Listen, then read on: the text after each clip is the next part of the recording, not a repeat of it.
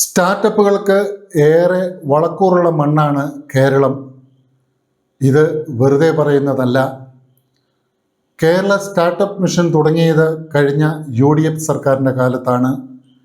IT മേഖലയിൽ വളരെ വലിയൊരു കുതിച്ചുചാട്ടം ലക്ഷ്യമിട്ടുകൊണ്ട് തന്നെയാണ് ഉമ്മൻചാണ്ടി സർക്കാർ ഇത്തരത്തിലൊരു തീരുമാനവുമായി മുന്നോട്ട് പോയത്.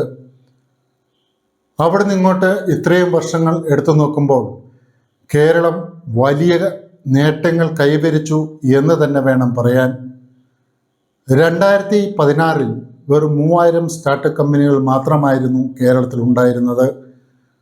ഏതാണ്ട് 5800 കോടി രൂപയുടെ നിക്ഷേപവും. എന്നാൽ ഇപ്പോൾ അത് ഏതാണ്ട് 6300ഓളം സ്റ്റാർട്ടപ്പുകളും അതിൻ്റെ നിക്ഷേപം 60,000 കോടിയുമായി ഉയർന്നിട്ടുണ്ട്. നിലവിലെ കണക്കനുസരിച്ച് സർക്കാർ നിരവധി പദ്ധതികൾ സ്റ്റാർട്ടപ്പ് തുടങ്ങാൻ ആവശ്യമായിട്ടുള്ള സഹായങ്ങളും നൽകുന്നുണ്ട്. 2026 കേരളത്തിലെ സ്റ്റാർട്ടപ്പുകളിലെ എണ്ണം 15,000 കവിയും എന്നുള്ള പ്രതീക്ഷയിലാണ് സംസ്ഥാന സർക്കാർ ഇപ്പോൾ ഉള്ളത്. ഇത് വെറുതെ പറയുന്നതല്ല.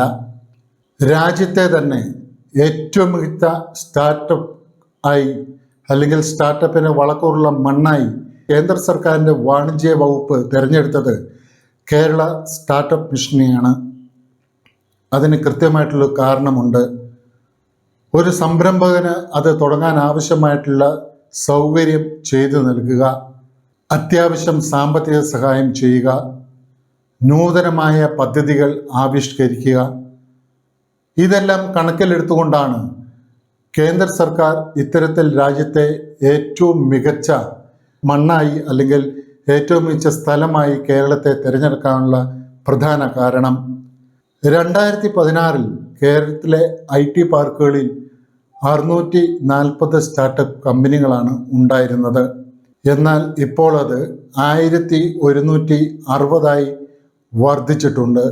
അതായത് IT മേഖലയിൽ അല്ലെങ്കിൽ IT പാർക്കുകളിൽ കൂടുതൽ സ്റ്റാർട്ടപ്പ് കമ്പനികൾ വന്നുകൊണ്ടിരിക്കുന്നു. കേരളത്തിലെ യുവജനങ്ങൾ അല്ലെങ്കിൽ വിദ്യാസമ്പന്നരായ വ്യക്തികൾ നല്ല കഴിവുള്ളവരാണ്. നമ്മുടെ രാജ്യത്ത് അവർക്ക് ആവശ്യമായ പരിഗണന ലഭിക്കുന്നില്ല എന്ന സാഹചര്യത്തിലാണ് മിക്കവരും വിദേശത്തേക്ക് കുടിയേറുകയും അവരുടെ ബുദ്ധി അവിടെ ചെലവഴിക്കുകയും ആ രാജ്യത്തിന് വേണ്ടി സമ്പാദിക്കുകയും ചെയ്തുകൊണ്ടിരുന്നത്. പക്ഷേ ഇപ്പോൾ കേരളത്തിൽ തന്നെ അത് നടത്താൻ, അവരുടെ ആശയങ്ങൾ നടത്താൻ ആവശ്യമായിട്ടുള്ള എല്ലാ സഹായവും ഇപ്പോൾ സർക്കാർ ചെയ്തു നൽകുന്നു എന്നുള്ളത് എടുത്തു പറയേണ്ട ഒരു കാര്യം തന്നെയാണ്. ദക്ഷിണേന്ത്യയിലെ ഏറ്റവും മികച്ച സ്റ്റാർട്ടപ്പ് ഹബ്ബ് കൂടിയാണ് കേരളം എന്ന് പറയുമ്പോൾ മാത്രമേ നമുക്ക് അതിൻ്റെ ഒരു വലിപ്പം മനസ്സിലാവുകയുള്ളൂ. കാരണം ദക്ഷിണേന്ത്യയിലെ പല സംസ്ഥാനങ്ങളും, കർണാടകയും ആന്ധ്രാപ്രദേശും തെലങ്കാനയും അടക്കം, എന്തിന് തമിഴ്നാടും അടക്കം ഈ സ്റ്റാർട്ടപ്പ് മേഖലയിൽ വളർച്ച കൈവരിക്കാൻ തുടങ്ങുമ്പം അവരെയൊക്കെ ബഹുദൂരം പിന്നിലാക്കിക്കൊണ്ടാണ് കേരളം മുന്നോട്ട് പോകുന്നത്. പക്ഷേ ഇത്തരത്തിൽ കേരളം സ്റ്റാർട്ടപ്പുകൾക്ക് ഏറ്റവും നല്ല വളക്കൂറുള്ള മണ്ണായി വളരുമ്പോഴും അല്ലെങ്കിൽ മികച്ച വളർച്ച കൈവരിക്കുമ്പോഴും കേരളത്തിൻ്റെ തനതായ സ്വഭാവം പുറത്തു വന്നു. അതായത് കേരളമാണ് ലോകത്തിലെ ഏറ്റവും മികച്ച 5 അല്ലെങ്കിൽ കേരള സ്റ്റാർട്ടപ്പ് മിഷനാണ് ലോകത്തിലെ തന്നെ ഏറ്റവും മികച്ച 5-1 എന്നുള്ള റിപ്പോർട്ട് പുറത്തു വന്നതിന് പിന്നാലെ വിവാദങ്ങളും എത്തിത്തുടങ്ങി. സ്റ്റാർട്ടപ്പ് ജെറോം എന്ന കമ്പനി നടത്തിയ റിസർച്ചിലാണ് ഇത്തരത്തിൽ കേരള സ്റ്റാർട്ടപ്പ് മിഷൻ എല്ലാവരെയും അസൂയപ്പെടുത്തിക്കൊണ്ട് ഈ ഉന്നതമായിട്ടുള്ള ഒരു പദവിയിലെത്തിയത്. ഏതാണ്ട് 1820 കമ്പനികളെ കൃത്യമായിട്ടും സ്റ്റാർട്ടപ്പ് മിഷനുകളെ കൃത്യമായിട്ടും പരിശോധിച്ചതിൻ്റെ അടിസ്ഥാനത്തിലാണ് ഇത്തരത്തിലൊരു മുൻപന്തിയിലെത്താൻ കേരളത്തിന് സാധിച്ചത്. ആ രീതിയിലുള്ള റിപ്പോർട്ട് പുറത്തു വന്നത്. പക്ഷേ അപ്പോൾ തന്നെ രാഷ്ട്രീയപരമായിട്ടുള്ള നെഗറ്റീവ് കലർന്നിട്ടുള്ള കമൻറ്റുകളും പുറത്തു വന്നു.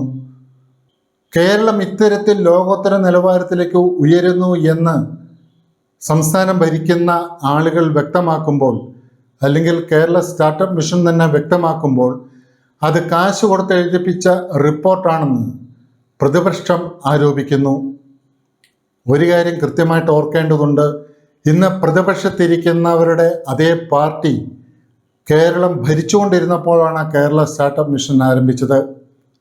നമ്മുടെ തലമുറയെ ഇവിടെ തന്നെ നിലനിർത്താൻ ആവശ്യമായിട്ടുള്ള സൗകര്യം അതിന് രാഷ്ട്രീയ ഭേദമന്യേ എല്ലാവരും ചെയ്തു കൊടുക്കണമെന്ന് ഘോരഘോരം പ്രസംഗിക്കുമ്പോൾ അവരത് ചെയ്ത് കൂടുതൽ നേട്ടം കൈവരിച്ചാൽ അടുത്ത തെരഞ്ഞെടുപ്പിന് നമ്മളത് എങ്ങനെ ബാധിക്കുമെന്ന് ചിന്തിച്ചുകൊണ്ട് അതിനെതിരെ നിൽക്കുന്നത് അത് എക്സ് ഓർ വൈ ഏത് പാർട്ടിയിൽപ്പെട്ടവരുമായിക്കോട്ടെ അത് ശരിയായിട്ടുള്ള നടപടിയല്ല എന്നുള്ളതാണ് പൊതുവെയുള്ളൊരു അഭിപ്രായം.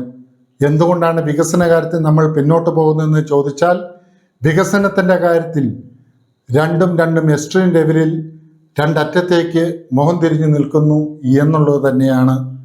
അത് ഒരുമിച്ച് നിന്നു കഴിഞ്ഞാൽ കേരളം ഇപ്പോൾ നിലവിൽ 2026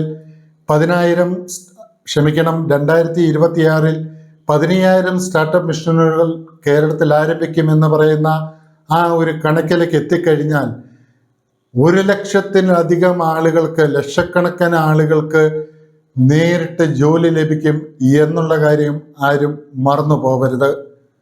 അല്ലാതെ എങ്ങനെയാണ് ഇവിടെ ജോലി ലഭിക്കുക?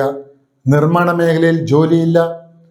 മറ്റ് മേഖലകളിലെല്ലാം തന്നെ പുതുതലമുറ വിദ്യാഭ്യാസത്തിനടക്കം വിദേശത്തേക്ക് പോകുമ്പോൾ നിലവിലുള്ള നല്ല ഉന്നത വിദ്യാഭ്യാസമുള്ള നല്ല കഴിവുള്ളവരെ ഇവിടെ പിടിച്ചു നിർത്താൻ കേരളത്തിലെ സ്റ്റാർട്ടപ്പുകൾക്ക് സാധിക്കുമെങ്കിൽ അതിന് ഭരണ പ്രതിപക്ഷ കക്ഷി ഭേദമന്യേ എല്ലാവരും ഒരുമിച്ച് നിൽക്കുക എന്നുള്ളത് തന്നെയാണ് അതിന് ഏറ്റവും ആവശ്യം വേണ്ടത്. കേരളത്തിൽ ആരംഭിച്ച പല സ്റ്റാർട്ടപ്പ് കമ്പനികളും കോടിക്കണക്കിന് രൂപയ്ക്കാണ് പല വിദേശ കമ്പനികളും സ്വന്തമാക്കിയിട്ടുള്ളത്. അപ്പോൾ തന്നെ അതിൻ്റെ ഒരു ക്വാളിറ്റി നമുക്ക് വ്യക്തമാവുകയും ചെയ്യും. സ്റ്റാർട്ടപ്പ് ഇന്ത്യ കേന്ദ്ര സർക്കാർ ആരംഭിച്ചത് 2016 നിരവധി ലക്ഷ്യങ്ങളോട് കൂടിയിട്ടാണ് ഇത്തരമൊരു സംരംഭത്തിന് കേന്ദ്ര വാണിജ്യ മന്ത്രാലയം രൂപം നൽകിയത്. അവർക്ക് ആവശ്യമായിട്ടുള്ള സാമ്പത്തിക സഹായം നൽകുക മാത്രമല്ല, തുടർച്ചയായി 10 വർഷത്തോളം നിലനിൽക്കുന്ന ഒരു സ്റ്റാർട്ടപ്പ് കമ്പനിക്ക് 3 വർഷത്തോളം വളരെ വലിയ രീതിയിലുള്ള നികുതി ഇളവ് കേന്ദ്ര സർക്കാർ പ്രഖ്യാപിച്ചിട്ടുണ്ട്. അത്തരത്തിൽ കേന്ദ്ര സർക്കാർ അടക്കം ഈ സ്റ്റാർട്ടപ്പുകളെ പ്രൊമോട്ട് ചെയ്യുന്ന ഈ കാലഘട്ടത്തിൽ അതിനാവശ്യമായിട്ടുള്ള സൗകര്യങ്ങൾ നമ്മൾ ചെയ്തു നൽകിക്കഴിഞ്ഞാൽ നമ്മുടെ IT പാർക്കുകൾ വളരെ വലുതാവും, ഏറ്റവും മികച്ചതാവും. നമ്മൾ ഇവിടുന്ന് ഇപ്പോൾ IT ഉൽപ്പന്നങ്ങൾ അല്ലെങ്കിൽ ഇറക്കുമതി ചെയ്യുന്ന സ്ഥാനത്ത് കൂടുതൽ IT ഉൽപ്പന്നങ്ങൾ ഇവിടുന്ന് കയറ്റുമതി ചെയ്യുന്ന ഒരവസ്ഥയിലേക്ക് എത്തുമ്പോൾ അത് സംസ്ഥാനത്തിൻ്റെ സാമ്പത്തിക രംഗത്തും ഏറെ ചലനം സൃഷ്ടിക്കുമെന്നതിൽ യാതൊരു സംശയവുമില്ല. ഒരു സ്റ്റാർട്ടപ്പ് ജീവിതം ഒരു റോളർ കോസ്റ്റർ പോലെയാണ്. അതിൻ്റെ രജിസ്ട്രേഷൻ മുതൽ അതിൻ്റെ നടത്തിപ്പും അതിൻ്റെ ലാഭവിഹിതം വാങ്ങലും തൊഴിൽ നൽകലും എല്ലാം വളരെ വലിയ ഒരു ഉത്തരവാദിത്തമാണ്. അത്തരത്തിൽ ഒരു ഉത്തരവാദിത്തം ഏറ്റെടുത്തുകൊണ്ട് ഒരു കൂട്ടം ചെറുപ്പക്കാർ ആരെങ്കിലും വന്നു കഴിഞ്ഞാൽ അവരെ പരമാവധി പ്രോത്സാഹിപ്പിച്ചു കഴിഞ്ഞാൽ യാതൊരു സംശയവും വേണ്ട, ലോകത്തിലെ തന്നെ ഏറ്റവും വലിയ സ്റ്റാർട്ടപ്പ് ഹബ്ബായി നമ്മുടെ കൊച്ചു സംസ്ഥാനം മാറുമെന്നതിൽ യാതൊരു സംശയവുമില്ല.